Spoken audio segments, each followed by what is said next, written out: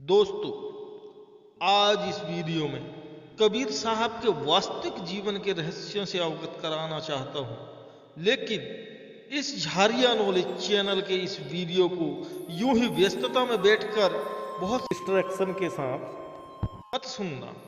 शांति से सुनना, एकांत में सुनना। इस कबीरवाणी को अपने अंदर प्रवेश होने देना, क्योंकि अगर एक लाइन भी मन के किसी कोने में लग गई ना, उसी क्षण से क्रांति शुरू हो जाएगी। अगर ये वीडियो आपके पास किसी भी माध्यम से पहुंची है तो झारिया नॉलेज चैनल को सब्सक्राइब कर लेना। दोस्तों, हम सब ने विद्यालयों में पाठ्यक्रम में कबीर दास जी का जो जीवन परिचय पढ़ा है, जिसमें यह पता चलता है कि कबीर दास जी एक समाज सुधारक, संत, निरक्षर कवि थे। पर दोस्तों, कबीर दास जैसी सोच को कोई सीमाओं में बांध सकता है भला? क्या कबीर दास सिर्फ एक कवि थे, एक समाज सुधारक थे, या इसके आगे कुछ और? कबीर का अर्थ है महान। कहते हैं पेशे से बुनकर थे, कपड़ा बुनने का काम करते थे, लेकिन समाज के लिए ऐसी बातें बुनकर कहकर चले गए कि आज उनके बगैर भारत की कहानी अधूरी है।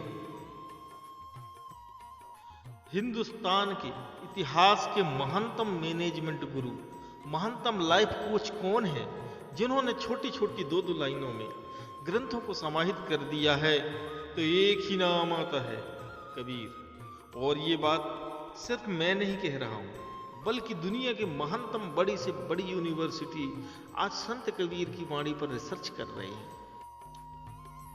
कबीर दास जी का जीवन रहस्यों से भरा पड़ा। इनका जन्म भी रहस्यों से भरा है। इनके जन्म से संबंधित अलग अलग मान्यताएं।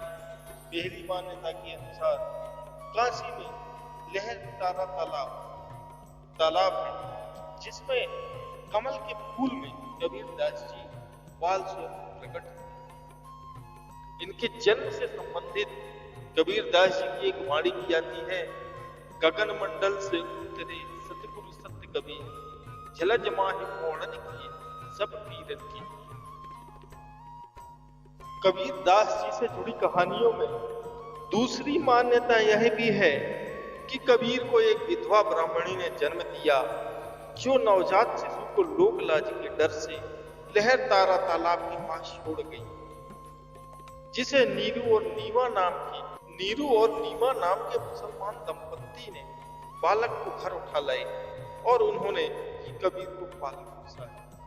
पर यह विचार करने लायक है कि जो इंसान ने कहा कि कबीर को विधवा ब्राह्मणी ने जन्म दिया, तो उन्हें उस ब्राह्मणी का नाम मालूम होना चाहिए। उनको पता होना चाहिए था कि वो ब्राह्मणी कौन थी। कबीर दास से जुड़ी तमाम बातें अपनी जगह मौजूद हैं। वैसे कबीर को इस बात से कोई फर्क नहीं पड़ता कि उनका पालन पोषण करने वाले किस धर्म के थे।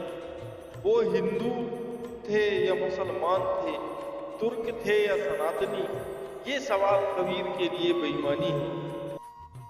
जब बड़े हो रहे थे तब के हालात की आज सिर्फ कल्पना ही हो सकती है।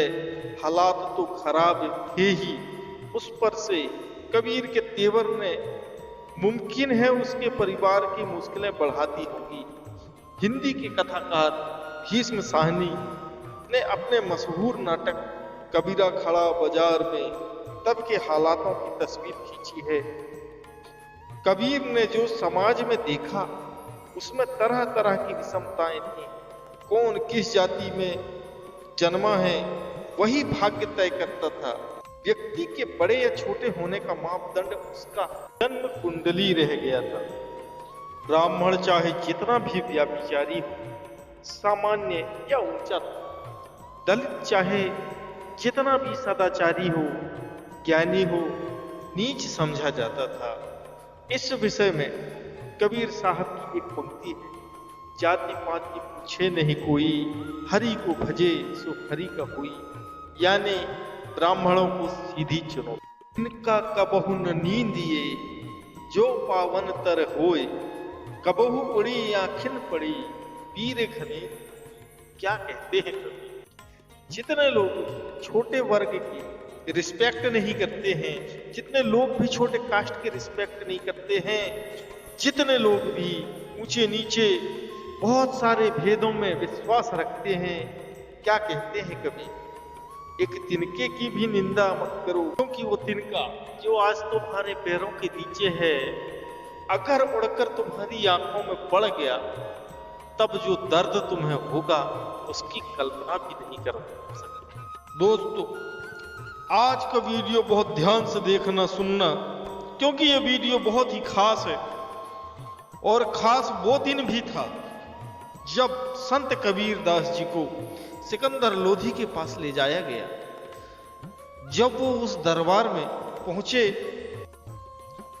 तो देखा खूब सारे हिंदू एक तरफ खड़े थे, खूब सारे मुसलमान दूसरी तरफ खड़े थे, और संत कबीर उनको देखकर हंसने लग गए।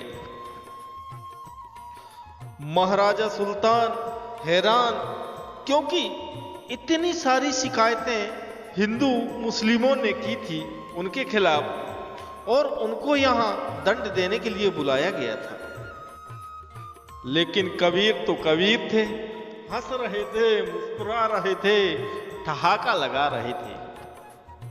सुल्तान ने आश्चर्य से पूछा, क्या बात है, क्या बात है भाई, यहां तुमको दंड देने के लिए बुलाया गया है और तुम हंस रहे हो? कबीर साहब क्या जवाब देते हैं?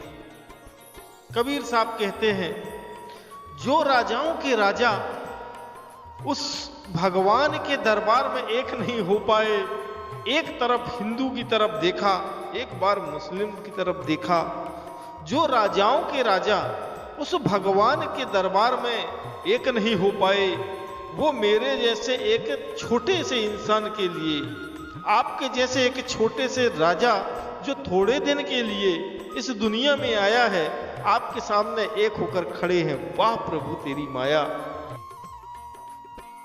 कबीर किसके थे? किसके थे कबीर? जब वो जिंदा थे तो हिंदू उनके खिलाफ, मुसलमान भी उनके खिलाफ, और आखिर क्यों नहीं होते?